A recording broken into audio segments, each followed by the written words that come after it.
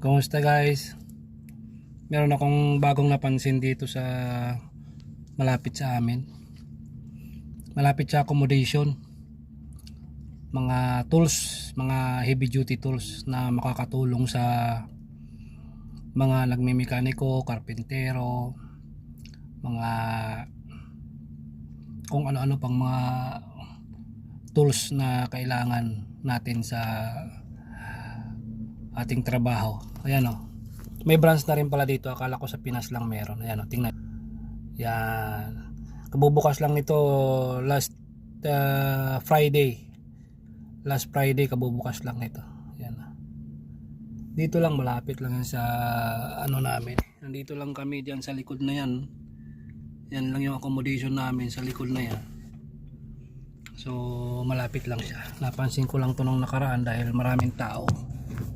So Inco, diba? Ano bang Inco ano? So yan, pupunta tayo dyan mamaya at pisilipin natin kung ano ba yung meron dyan. Ano bang pwede nating mabibili dyan at na pwede ba nating mapag-ipunan, kung anong pwede natin mapag-ipunan para makabili tayo ng ano dyan.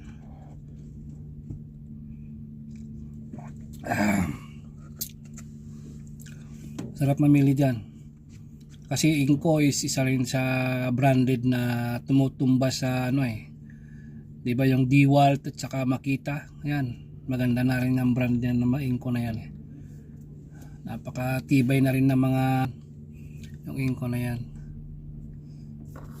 Puntahan ko maya maya guys. Puntahan na natin sa loob. Tingnan natin sa loob, silipin natin yung loob ng Inco na shop na to, kung ano ba yung meron.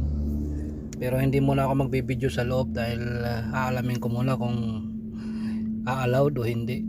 So sa susunod na lang na video natin, pag inallowed tayo sa susunod na video natin, mag-ano tayo sa loob ng mga pricing, kung magkano.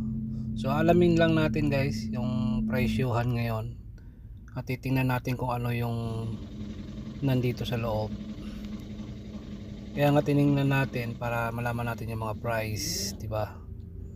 So I think affordable naman. So ayan, lumabas na nga ako.